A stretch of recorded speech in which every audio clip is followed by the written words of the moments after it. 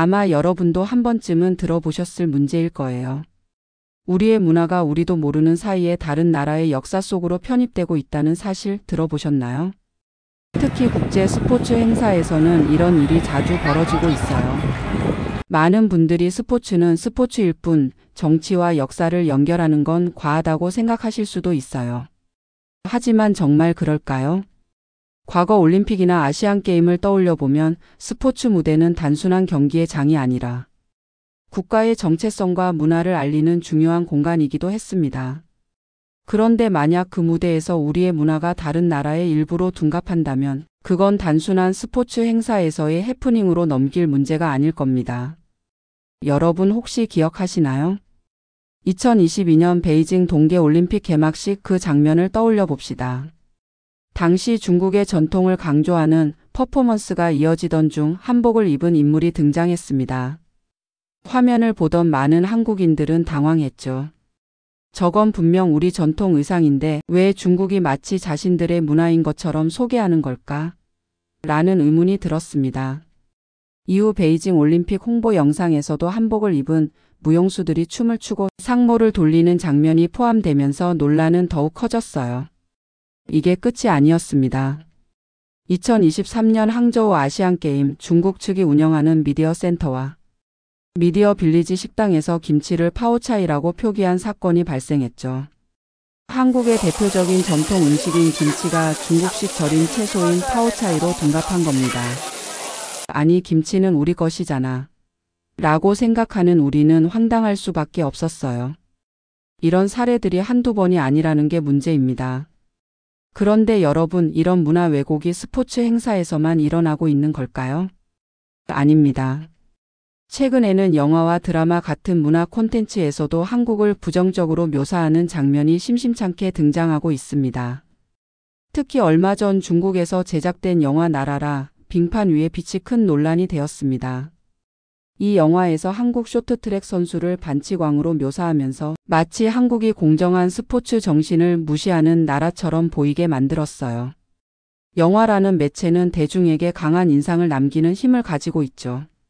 그렇기 때문에 이런 왜곡된 메시지가 퍼지면 실제로 국제사회에서 한국에 대한 이미지가 부정적으로 형성될 위험도 큽니다. 이런 문제를 그냥 넘겨도 괜찮을까요? 이 문제에 대해 서경덕 교수님께서 강력하게 경고하셨습니다. 단순한 스포츠 대회가 아닙니다. 우리는 문화와 역사를 지키기 위해 더욱 예민하게 대응해야 합니다.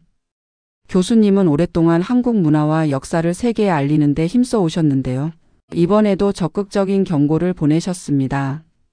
특히 2025년 하얼빈 동계 아시안게임을 앞두고 이런 문화 공정이 다시 반복될 가능성이 높다고 합니다. 여러분 생각해 보세요. 만약 이번 대회에서도 한복이 등장하고 김치가 또다시 중국 음식처럼 소개된다면, 그리고 중국 미디어에서 한국의 문화가 중국의 일부인 것처럼 묘사된다면, 이런 일들이 계속되면 시간이 지나면서 국제사회에서는 점점 한국 문화는 원래 중국에서 시작된 것이 아니냐는 인식이 퍼질 수도 있어요. 한 나라의 문화는 시간이 지나면서 자연스럽게 세계로 확산되는 것이지만 이것이 타국의 역사 속으로 편입되는 것은 완전히 다른 문제입니다. 그래서 서경덕 교수님은 이번 아시안게임을 앞두고 많은 이들에게 요청하셨습니다. 이번 아시안게임에서 한국 문화를 왜곡하는 현장을 발견하면 꼭 제보해 주세요. 우리가 우리의 문화를 지키지 않으면 그들은 계속해서 우리의 것을 자기 것이라 주장할 겁니다. 우리에게 필요한 것은 관심과 적극적인 대응입니다. 스포츠를 사랑하는 것만큼 우리 문화와 역사도 소중히 여겨야겠죠. 문화 공정은 우리가 대응하지 않으면 계속해서 진행될 거예요. 그리고 그것이 반복되다 보면 어느 순간 우리가 김치는 한국 것이라고 주장해도 사람들이 그건 중국 것도 아니야? 라고 되묻는 시대가 올 수도 있습니다. 그러면 우리는 어떻게 해야 할까요? 우선 역사와 문화를 바로 아는 것이 중요합니다. 우리의 문화가 어디에서 시작되었고 어떻게 발전해 왔는지를 제대로 알아야만 잘못된 정보가 퍼졌을 때 바로잡을 수 있습니다. 그리고 이런 문제에 대해 더 많은 관심을 가져야 합니다. 스포츠 경기나 국제 행사를 볼 때 단순히 경기만 즐기는 것이 아니라 그 안에서 우리의 문화가 올바르게 소개되고 있는지 살펴보는 것도 중요합니다. 또한 잘못된 정보가 퍼지고 있을 때 우리가 직접 목소리를 내는 것도 필요합니다. SNS나 커뮤니티를 통해 문제를 알리고 관련 기관에 제보하는 등 적극적인 참여가 필요해요. 작은 관심이 모이면 큰 힘이 되고 우리가 우리의 문화를 지키는 데 큰 역할을 할 수 있습니다. 여러분의 생각은 어떠신가요? 여러분도 이런 문제에 대해 경각심을 가지고 계셨나요? 혹시라도 한국 문화를 왜곡하는 장면을 보신다면 꼭 목소리를 내주세요. 작은 관심이 큰 변화를 만들 수 있습니다. 오늘 사연을 통해 한 가지 분명한 점이 있습니다. 문화는 그 나라의 정체성입니다. 그리고 그 정체성을 지키는 것은 우리 모두의 몫입니다. 중국의 이런 국가적 역사 왜곡 문제뿐 아니라 중국인들의 자국에 대한 우월성의 심취에 있어 큰 문제입니다. 다음은 실제 영국의 한 명문대에서 있던 일화를 소개합니다. 옥스퍼드 대학교 캠퍼스는 아침부터 활기로 가득했다. 도널드 교수님의 강의 주제는 동아시아의 정치적 갈등과 역사적 배경이었으며 이 강의실은 다양한 국적의 학생들이 모여 열띤 토론을 벌이는 곳으로 유명했다. 그러나 오늘은 평소와 달리 긴장감이 감돌고 있었다. 특히 중국 교환학생 아이엔의 존재가 그 이유였다. 그녀는 평소에도 당당한 태도와 유창한 영어 실력으로 주목받았지만 동아시아 관련 주제가 나오면 분위기가 사뭇 달라졌다. 그녀는 언제나 중국의 우월성을 강조하며 다른 나라를 깎아내리는 경향이 있었고 오늘도 비슷한 상황이 벌어질 것 같은 불길한 예감이 감돌았다. 강의가 시작되고 도널드 교수님은 차분한 목소리로 학생들에게 설명을 이어갔다. 동아시아는 세계 정치에서 중요한 역할을 해왔습니다. 시 한반도는 미국, 일본, 러시아, 중국이라는 강대국들 사이에 위치하면서 독특한 역사를 형성해왔죠. 학생들은 경청하며 필기를 하거나 고개를 끄덕였다. 하지만 교수님이 한국의 역사와 현재의 국제적 위상에 대해 언급하기 시작하자 분위기가 서서히 달라지기 시작했다.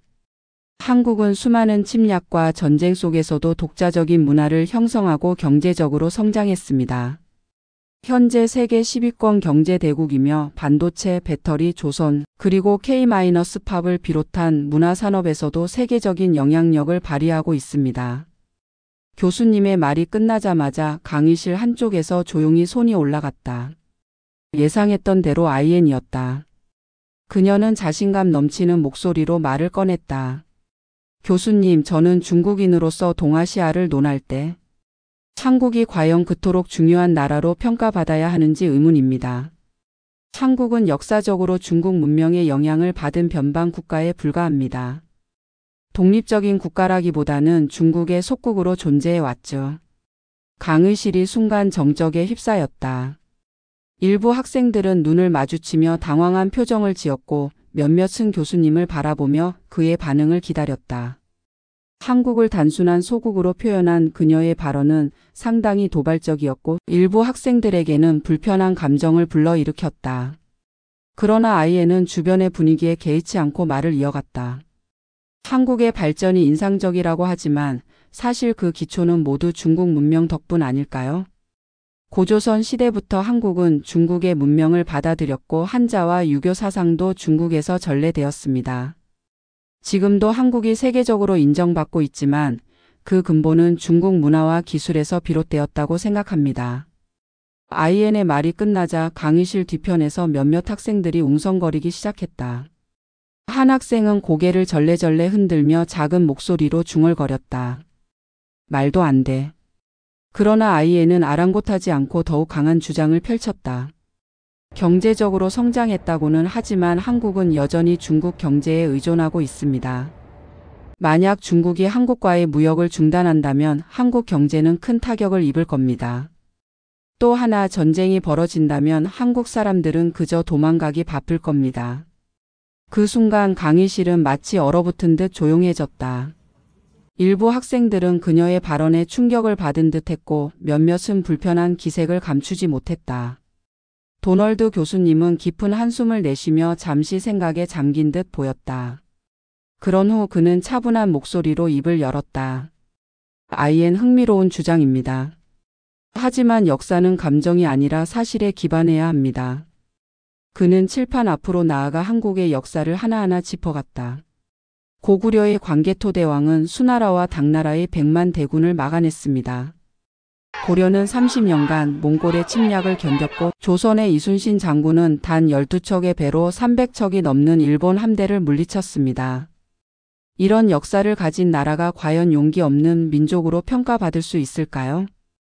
교수님의 반박이 끝나자 강의실 분위기가 다시 달라지기 시작했다. IN은 여전히 미소를 유지했지만 살짝 당황한 기색이 엿보였다. 그녀는 억지로 침착한 태도를 유지하며 다시 말했다. 하지만 교수님, 그것은 과거의 이야기일 뿐입니다. 현대 한국은 군사력이나 경제력 면에서 여전히 중국보다 뒤처져 있지 않습니까? 교수님은 다시 한번 차분한 목소리로 설명을 이어갔다. 그렇다면 현재를 이야기해 볼까요? 한국은 세계 5위의 군사력을 보유하고 있으며 반도체, 배터리, 조선업과 같은 첨단 기술 분야에서 세계를 선도하고 있습니다. 또한 한국은 외교적으로도 독립적인 노선을 유지하며 강대국 사이에서 균형을 맞춰가고 있습니다. 교수님의 말을 들은 IN의 표정이 점점 굳어졌다. 하지만 그녀는 여전히 굴하지 않고 반박할 기회를 노리고 있었다. 그런 그녀를 바라보던 학생들 중 일부는 고개를 끄덕이며 교수님의 의견에 동의하는 듯 했다. 그때 한 학생이 조용히 손을 들었다.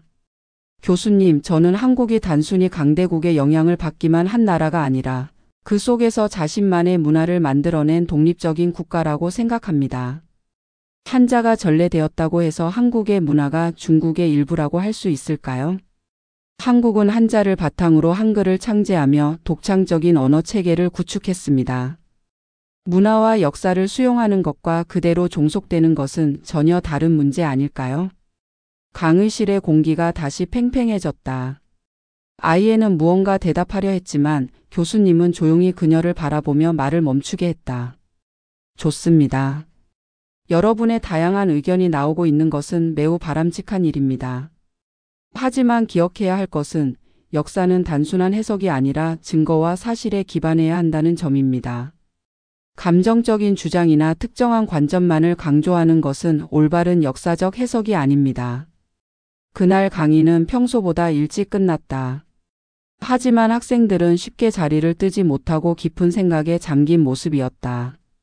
올리비아를 포함한 몇몇 학생들은 한국이라는 나라에 대해 다시금 생각하게 되었고, 이날의 논쟁은 그들에게 동아시아의 역사와 국제관계를 새로운 시각에서 바라볼 기회를 제공했다.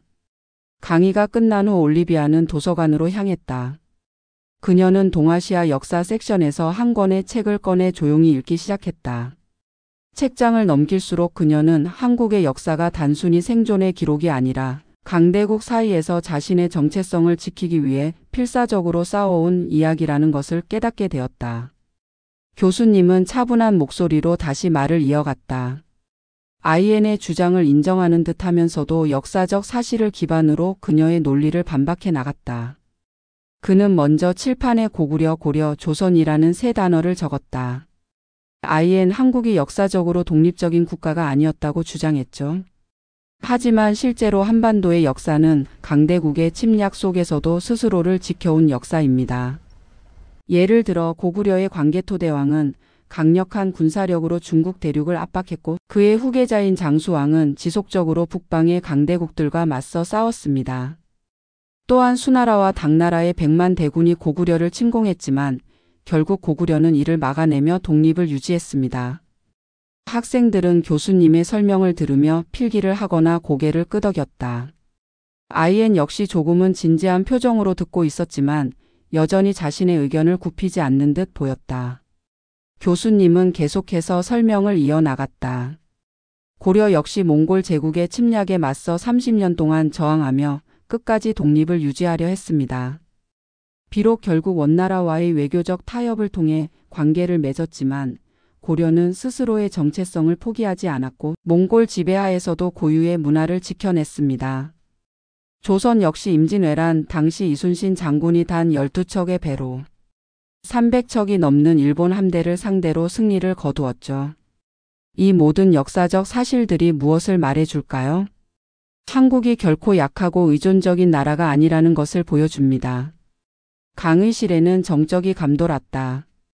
일부 학생들은 교수님의 논리에 깊이 빠져든 듯했고 몇몇은 아이엔을 바라보며 그녀가 어떻게 반응할지를 궁금해했다. 아이엔은 잠시 생각하는 듯 하다가 다시 입을 열었다. 하지만 교수님, 그것들은 모두 과거의 이야기일 뿐입니다. 현대에 와서도 한국이 과연 중국 없이 독립적으로 성장할 수 있었을까요?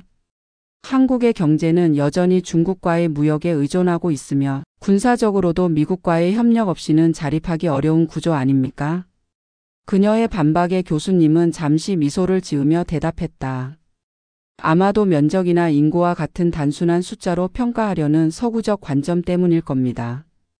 하지만 한국을 단순히 크기만으로 판단하는 것은 큰 실수입니다.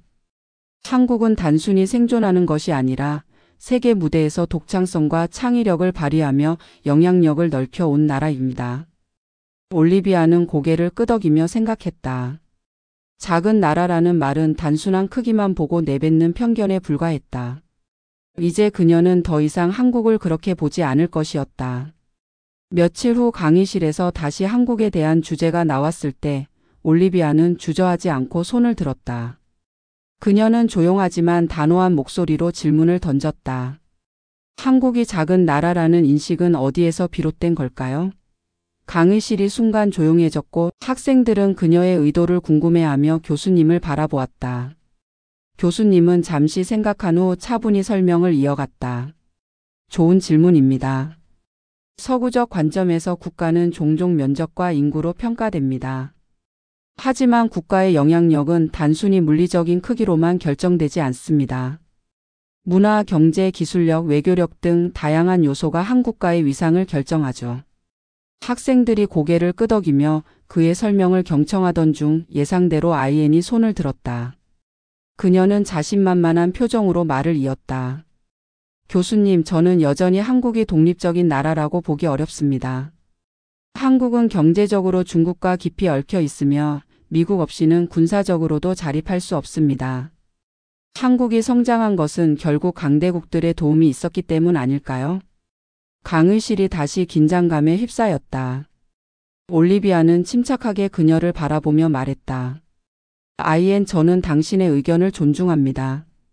하지만 역사를 살펴보면 한국이 단순히 강대국들의 도움만으로 성장한 것이 아니라는 점을 알 수 있습니다.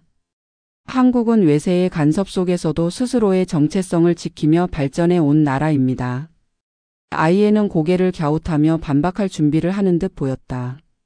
하지만 올리비아는 조용하지만 강한 목소리로 말을 이어갔다. 한국이 중국의 영향을 받았다는 것은 부정할 수 없습니다. 하지만 그것이 곧 한국이 중국의 일부였다는 뜻은 아니에요. 예를 들어 한국은 한자를 사용했지만 결국 독자적인 문자 한글을 창제했습니다. 이는 단순한 모방이 아니라 독립적인 발전이죠.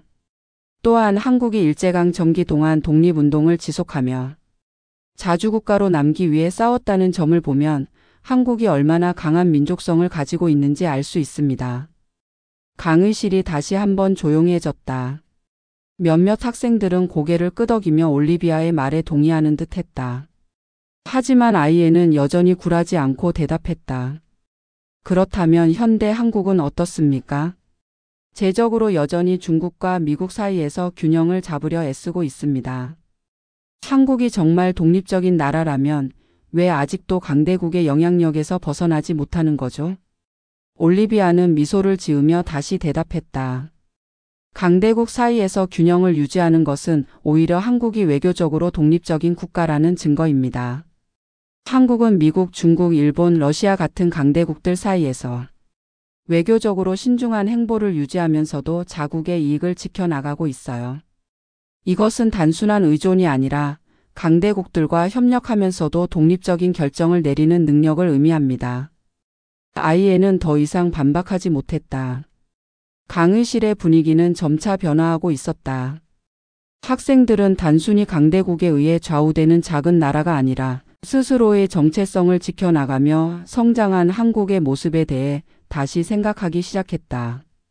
그날 이후 올리비아는 한국이라는 나라에 대해 더욱 깊은 관심을 가지게 되었다.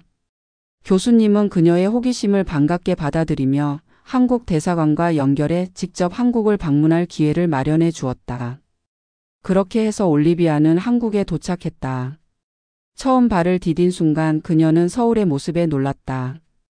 한국은 예상보다 훨씬 현대적이었고 동시에 깊은 역사와 문화를 간직한 곳이었다. 그녀는 경복궁을 방문하며 전통 건축물의 아름다움에 감탄했다.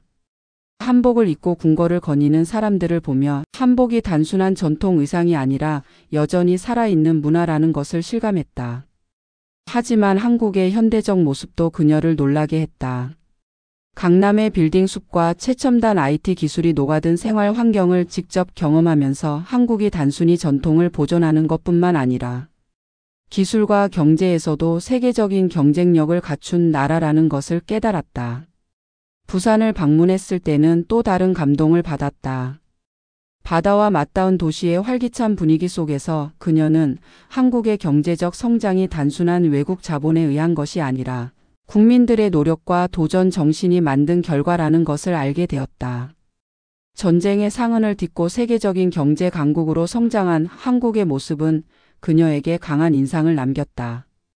특히 한국 전쟁 이후 폐허가 되었던 나라가 불과 몇십 년 만에 글로벌 경제 대국으로 성장한 과정은 그녀가 알고 있던 다른 어떤 나라의 역사와도 달랐다. 한국에서의 일주일은 짧았지만 그녀에게는 매우 의미 있는 시간이었다. 한국을 직접 경험한 후 올리비아는 이 나라를 바라보는 시각이 완전히 달라졌다. 강의실로 돌아온 후 그녀는 한국의 역사적 진실과 현대적 발전을 주제로 발표를 준비했다. 발표를 마무리하며 그녀는 조용하지만 힘있는 목소리로 말했다. 작은 나라도 강할 수 있습니다. 한국이 그 증거입니다. 그녀의 발표가 끝난 후 강의실은 조용해졌다. 그리고 곧 학생들은 큰 박수를 보냈다. 그날 이후 올리비아는 한국에 대해 더 깊이 공부하기 시작했다. 그녀는 국제 무대에서 한국을 더 잘 알리고 싶었고 한국이 걸어온 길을 다른 사람들에게도 전하고 싶었다. 시간이 지나면서 그녀는 외교관의 길을 걷게 되었다. 국제회의에서 한국이 언급될 때마다 그녀는 자신이 직접 보고 경험한 한국의 강인함과 독립성을 이야기했다. 한국은 단순히 작은 나라가 아닙니다. 그들은 강대국 사이에서도 자신만의 길을 개척했고 문화적 정체성을 지켜왔으며 경제적으로도 세계적인 위치에 올라섰습니다. 그들이 이룬 성취는 크기와 상관없이 한 나라가 얼마나 강할 수 있는지를 보여주는 대표적인 사례입니다. 그녀의 이야기는 많은 이들에게 새로운 시각을 제공했다. 그리고 그녀 자신도 한국을 알게 된 것이 자신의 삶에서 가장 큰 깨달음 중 하나라고 생각했다. 어느 날 그녀는 다시 한국을 방문했다. 인천공항에 내리며 그녀는 속삭이듯 말했다. 다시 왔어, 한국. 그녀에게 한국은 이제 단순한 연구 대상이 아니라 깊이 애정을 느끼는 나라가 되어 있었다.